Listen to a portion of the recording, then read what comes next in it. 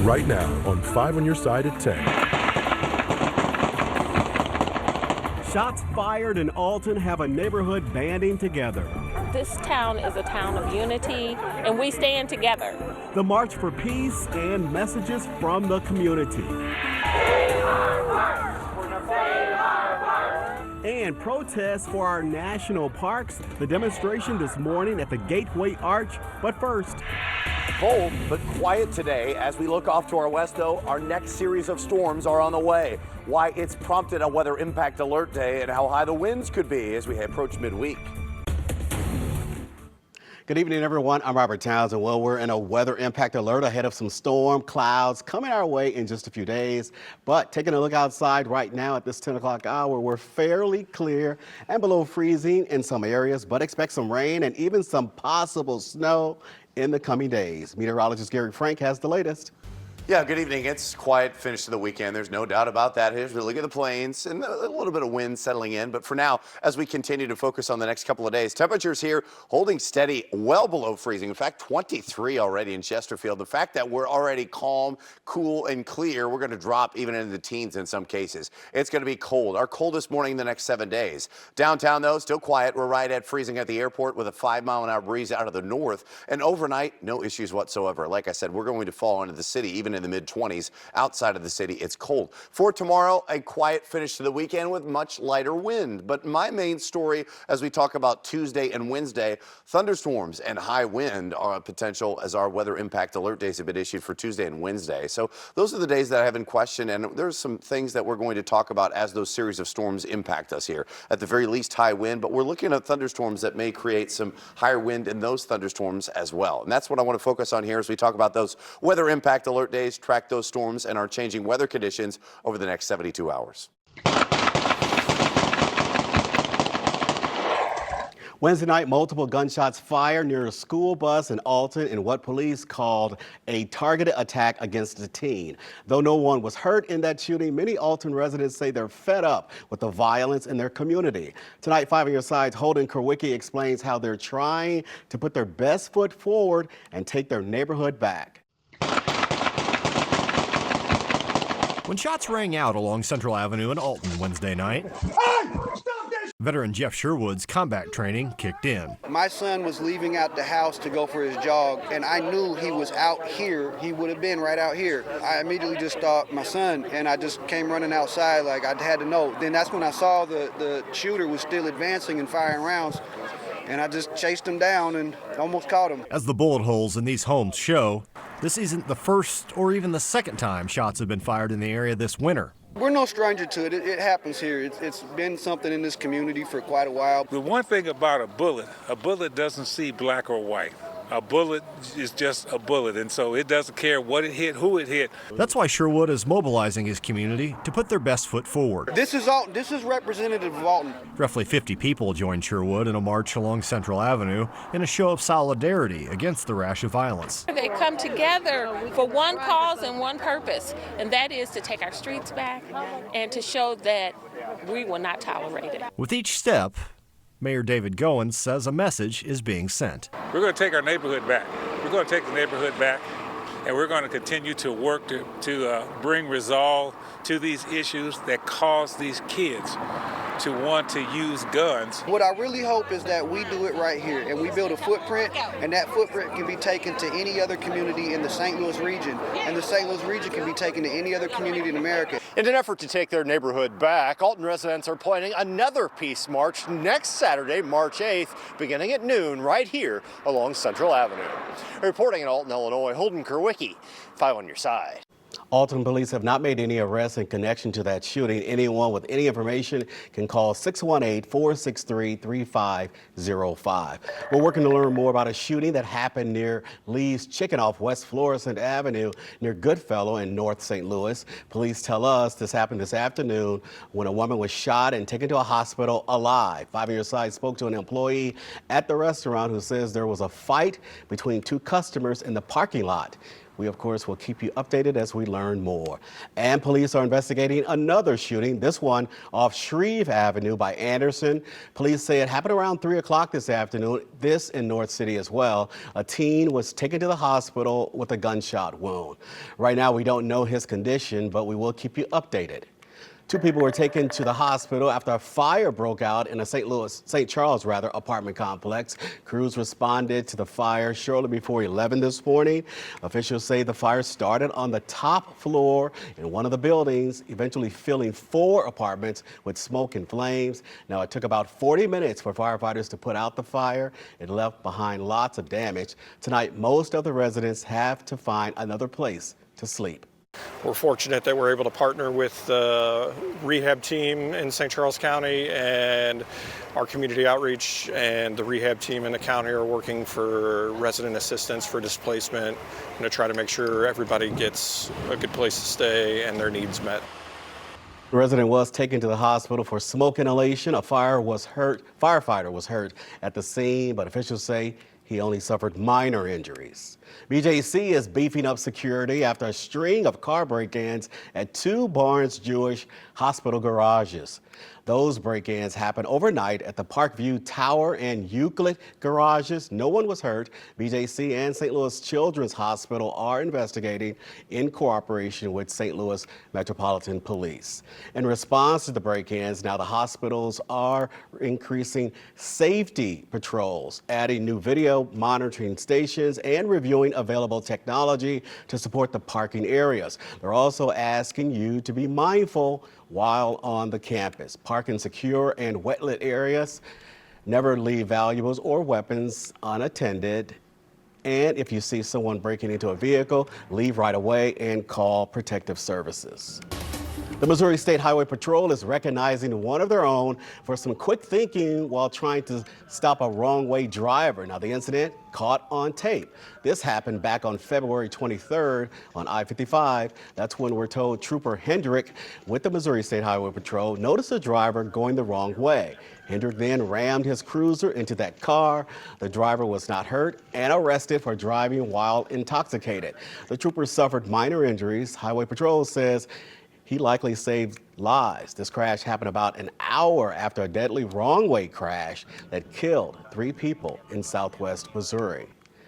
Well, many say college isn't for everyone, so the St. Louis County Apprenticeship and Career Pathways Showcase wanted to expose students to other possibilities. About 45 vendors were at the South Tech High School's gym this morning to do just that. From law enforcement to auto work, the showcase is addressing a major shortage of skilled workers throughout the county by exposing students to high-paying and hands-on careers. We're placing 86% of students in the field.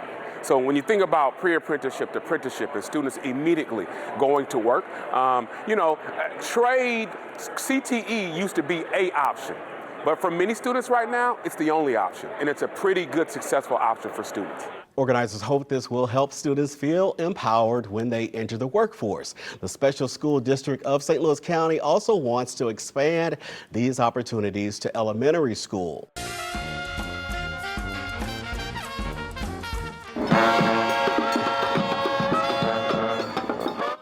Today, thousands of people let the good times roll in Soulard as Mardi Gras festivities got into full swing. The Bud Light Grand Parade kicked off in front of Busch Stadium at 11 o'clock this morning before wrapping up at the Anheuser-Busch Brewery. Many are still out there partying tonight, but just know bars close at 11:30. Celebrating more than a century of life. I had a good life. And I just thank God for what He done for me. The woman honored by University City for her impact on the community. And artists dabble in more than just paint on Art Hill. To do something that you normally don't do in your everyday design work. A look at the Art in Bloom Festival. It was noticeably colder today after this colder air mass has prompted some 20 to 30 degrees colder than it was 24 hours ago. But that warmer air off to the west settles in. How warm it is on Sunday and why we continue to see warmer air settle in. Today, demonstrators gathered at the Gateway Arch to protest recent layoffs at national parks. Those cuts are part of the Trump administration's efforts to save on federal spending. Protesters say they want these parks protected, calling them an asset to our country. We think changes should be made. We want our lands protected. The national parks mean a lot to me. I hope that people realize how important they are and vote to protect our, our lands, our national parks, and protect our rangers. This protest is just one of many popping up across the country. Similar demonstrations happened today in Washington, D.C. and Yosemite National Park. A bill is now before the Missouri Senate that would offer $1,000 to turn in undocumented immigrants. Senate Bill 72 would make it a state felony for anyone in the United States to illegally enter and stay in Missouri. The bill's sponsor, David Gregory of St. Louis County, says the reward is similar to those offered by law enforcement agencies seeking information on a crime. Gregory also says they would only be detained after a warrant is issued by a judge and there has been a thorough investigation. But opponents say the bill is already spreading fear among immigrants. Right now, the legislation is still in committee. As we continue to talk about colder weather, it still feels like it's in the teens in some cases right now, but it's going to change from a different direction tomorrow ahead of our next weather impact alert days. Those days highlighted and the main threats expected over the next 72 hours. A former St. Louis hairdresser turned 105 this year, and to honor her lifetime of achievements, University City gave her a proclamation. Pearl Shelton moved to St. Louis from Forest City, Arkansas back in the 1950s and quickly made her mark in the Greaterville neighborhood as a businesswoman. She broke barriers, opening the Newstead Beauty Bazaar with her sister. That's off Newstead Avenue. Shelton says she's lived a good life and owes it all to her faith. I just really thank him because I never seen a hard day. All my life was, I call it sweetness. Get up in the morning. Don't forget to pray. Thank you, Jesus, for another day. What a sweetheart. For her 105th birthday, Shelton says she celebrated with her family and shared dinner with them and, of course, lots of grandchildren. Happy birthday, Mrs. Shelton. A fresh splash of color is filling the St. Louis Art Museum this weekend. It's the annual Art in Bloom Festival.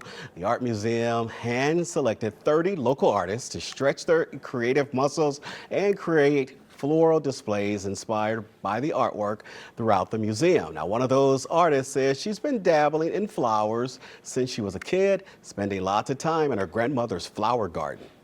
No matter what medium that you are an artist in, whether it's ceramics, florals, painting, that everything is a creative outlet and it is all artwork and it should be viewed as such. So it's really cool to take my medium of florals and meld it together with the artwork that surrounds us. The Free Floral Festival runs through tomorrow.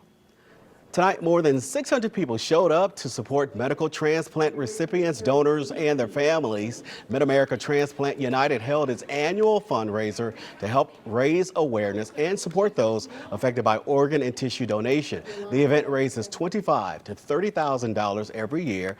Our own Ann Allred was there to host the event. Switching back to weather now, a chilly day today for Mardi Gras festivities, and even more changes are on the way. Gary Frank has our weather impact forecast. Hey, Gary. Yeah, good evening. As we continue to talk about temperatures right now, they're getting cold in some spots right now. We're at freezing in many spots. We were at 49 today, but that was right after midnight. Of course, our average is pretty close to that. Now, we started off March, but we close winter, which is December, January, February, in terms of the meteorological statistics of things. And our average temperature was actually the 64th warmest. It was on the warm end of things. We got to 0. That was our coldest temperature. I don't know that we're going to get any colder than that over the next month or so. And we were right in the middle precipitation-wise. Snowfall-wise, we had 15 inches of snow. We could still get some more snow, but we're not going to be any higher than that. Now, in terms of current temperatures right now, you're at 32. Look at the 20s behind it. And even locally, it is colder. And we're going to see that over the next several hours. And tomorrow morning, upper teens, low 20s. It is a little chilly tomorrow morning. This is our coldest morning that we've had in a while. The positive news is going to warm right back up pretty quickly. Upper 40s, a lighter wind. You'll like tomorrow versus today, except until about 9 o'clock. So that's just the main thing. Get out there a little bit later. It will improve, and it's lighter. Now, I talked about this system, which is spinning here just off the coast of California. As it works its way in, that's the one that's going to continue to strengthen and work its way in over the next couple of days. And watch this, the wind that it brings with us, the darker shade, that wind out of the southwest. You'll see this on Tuesday. That's our first component. The wind really picks up here as we talk about Tuesday, and that is, I think, the most favorable thing for severe weather development. But watch by Wednesday. You'll see where this low is in Kansas City, where the wind lulls and then switches. That's the other thing. I think we're going to see a couple of doses of pretty strong wind, and those are our things for our weather impact alert day for Tuesday and Wednesday. Now, our high confidence, you're going to look at our temperatures and say, well, it's not that warm. How are we getting severe weather? The main thing is the wind, and we have a good idea where this storm is going to be. Is it just going to be windy? We see that lack of instability. Is it rain earlier? Those are the things that were kind of coming into question, but the Storm Prediction Center has us outlined really south of 70 on a northern edge of a 15% chance of a risk for severe storms. The better opportunities lie well to the south. That does mean, as we look at the potential for the radar, I think it's late morning into the early afternoon. Like I said, it's not going to be all that warm, but are we going to see those showers out ahead of it? I think this line of storms is going to create some potential wind gusts between 40 and 60 miles an hour. And you'll see that by the morning on Tuesday, just without even thunderstorms. I think the wind is going to be pretty significant, and that's the main reason we have these weather impact alert days. For Tuesday and Wednesday, soaking rain, windy at the very least, and then 30 to 40 mile an hour wind with a rain-snow mix behind it. It's going to be cold. So Tuesday and Wednesday, our next weather impact alert days. If nothing else, the wind. They're going to see that wind significant, and then perhaps some severe storms to drive that wind to the surface as well. We'll watch that as well over the next couple of days. Gary, thanks a lot. Corey's here now with what's coming up in sports. Lots going on in sports today. Well, the Blues continue to surge on the ice. College basketball madness is underway as March arrives. And City SC is staying up late in San Diego. Sports is up after the break.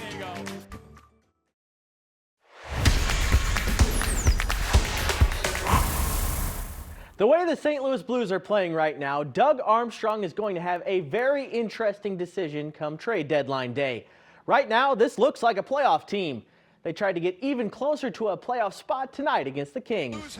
Jim Montgomery's squad looking for its 4th straight win on the ice. Down 1-0 early, but here comes offensive juggernaut Colton Parayko. He takes a pass from Jordan Kyrou and buries it. Colton's 15th of the season. Later in the first, Pavel Buchnevich bangs one in to take the lead. He has points in 6 straight.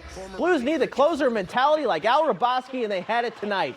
Zach Bolduc snipe on a breakaway, 3-1 Blues. And then in the third, Dylan Holloway get a fire one that also finds the back of the net. Blues win 4-1 for their 4th win in a row and climb even closer into playoff position. I think our group is fully aware that we control our own destiny if we continue to play the right way, and that's what we're committed on. We're on to the next game, and we know it's going to be a tough challenge tomorrow, but we're looking forward to it. This 5 on Your Side St. Louis City SC coverage is sponsored by Together Credit Union. Late one tonight for City SC out in San Diego. It's the first ever home game for San Diego FC. Padres star Manny Machado helped kick things off as Olaf Melberg's club tries to get its first win of the season. Not much to report so far as this is just underway in California. City did have a scoring chance right there, but Totland and Teuscher just can't connect. It's still scoreless in the first. Happy March, everybody, the best basketball month on the calendar.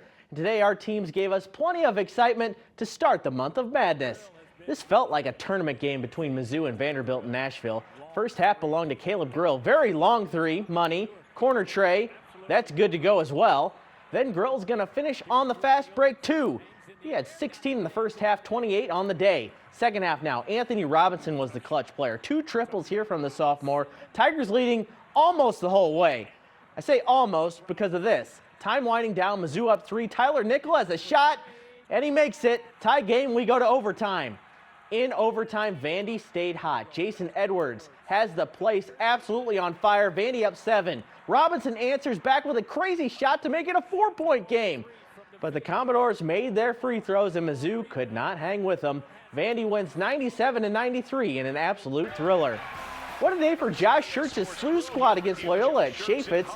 The Billikens looked like a tourney team. Gibson Jimerson, that's his 400th career three-pointer. He has SLU's single-game record, 9 threes today. SLU up 20 at the half. More of the same in the second. Jimerson 3, he had 33 on the day. Robbie Avila perfect shot right there. He had 28. The Billikens made 18 threes, a school record, and they beat Loyola 98-67. Sluis won 3 in a row and are tied for third in the A-10.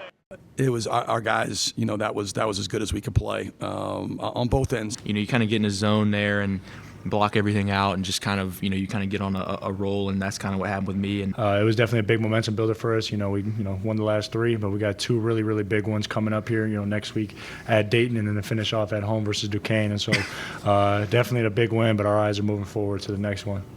Robbie with the festive Mardi Gras look in the post-game presser. Senior night for Rayshon Taylor and SIUE against Little Rock. I think Ray will remember this shot. My goodness, that beats the first half buzzer. Cougars closed down the stretch. Ring Malith had 21. SIUE wins 73-65. It's their first ever 20-win season, and they clinched the number 2 seed in the OVC tournament. Congrats to the Cougars. Taking Flight, Card Spring Training, sponsored by Woods Basement Systems. Here's the big blast from spring training today. Wilson Contreras hit this towering 453-foot bomb against the Nationals. Contreras is hitting .556 this spring. Cardinals won 3-2 on a walk-off single from Thomas Sajaci. Busiest time on the sports calendar, rapidly approaching. Just about everybody in action. I'm ready for March Madness. Me too. Contreras, man, what a play, huh? Heck of a bomb from him today. He's on fire. He is. Corey, thanks. Gary's got a final look at our weather. Yeah, we're still monitoring 2 weather impact alert days, Tuesday and Wednesday. I talked a little bit about this. We've been tracking this. Wind is the main threat Tuesday and Wednesday. I think you're going to be surprised how windy it is, even without storms. We'll see if those storms generate wind themselves, even with only temps in the low 60s. It's very windy. Gary, thanks. And that's it for 5 on Your Side at 10. Saturday Night Live is just ahead. Have a great night, everyone.